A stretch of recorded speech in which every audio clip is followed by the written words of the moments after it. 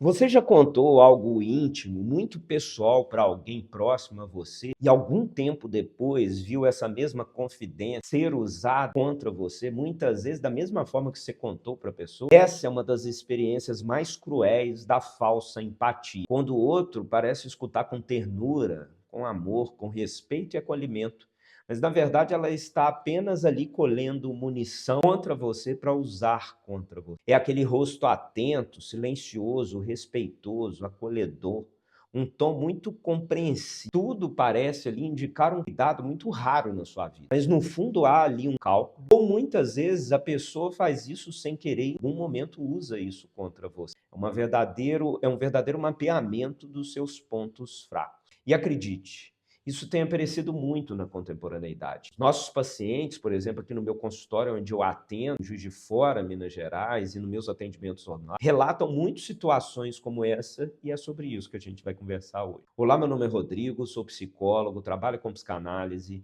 e aqui no meu canal do YouTube eu faço algumas análises sobre saúde mental, sofrimento psíquico, contemporaneidade e a vivência do amor e do amar no século XXI. Imagina a cena, né? Você desabafa sobre uma infância difícil e a pessoa responde com aparente sensibilidade, com muito respeito e acolhimento. Inclusive fala frases do tipo, né? Deve ter sido muito pesado crescer em uma família como essa que você viveu. Você ali se sente acolhido, reconhecido, talvez até aliviado. Só que na primeira tensão, essa mesma frase volta travestida de crítica. Você é assim por causa dessa sua família doente que você viveu. O que antes parecia pontos de empatia, de respeito às suas emoções, agora se revela como um arma e como uma crítica à sua própria história. A escuta, que antes era de acolhimento, se transforma em um tipo de domínio e controle. E acredite, isso está acontecendo muito na contemporaneidade. E por incrível que pareça, né, essa é uma das grandes construções da psicanálise, né? Todo mundo coloca isso na conta de relações físicas e extremamente abusivas. Isso pode acontecer nesse tipo de relação, mas não é somente sobre isso que se trata a questão. Esse ponto é muito importante. Isso acontece em relações normais, às vezes de maneira inconsciente. A pessoa vai usar isso contra você, muitas vezes, para ela própria se proteger das suas próprias questões, entende?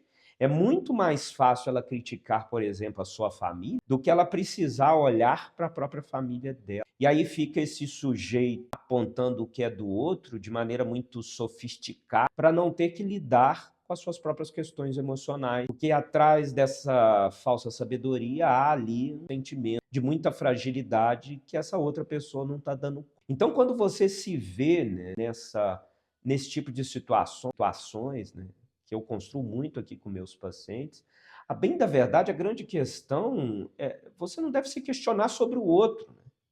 Tá, você pode até pontuar, por que você falou isso comigo? O que se trata? O que você está querendo dizer, me criticando dessa forma? Mas a grande verdade é que você também tem que se questionar sobre você, sobre as suas próprias questões emocionais. Se essa relação tem algum fundamento de fato para você, se tem algo ali que de fato é pertinente, é importante, sobre o que se trata essa relação. Vale a pena sustentar isso, manter isso?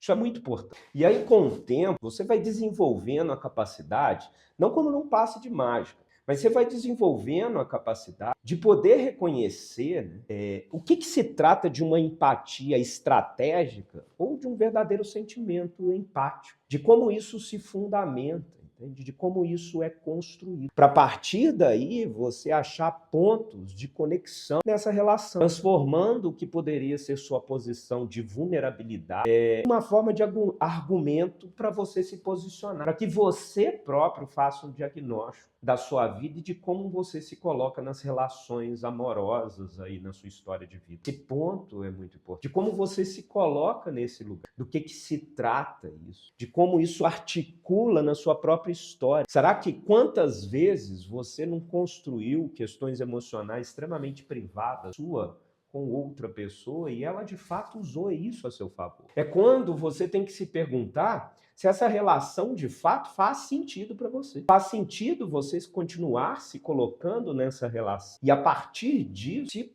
questionar, né, a que ponto vale a pena eu continuar nessa relação e o que eu posso fazer a partir daqui. Em muitos casos, numa história de vida extremamente complicada, de como você está acostumado a se colocar nas suas relações, você não conseguirá fazer isso sozinho. Essa que é a bem da verdade. Em algum momento você terá que pensar na possibilidade de fato da terapia, de um bom processo de análise, onde você vai se permitir falar das suas emoções, dos seus afetos, entender suas posições sociais, por que você ocupa essas posições nos seus vínculos familiares, nos seus vínculos de afeto, de amor, e como você se coloca a partir disso.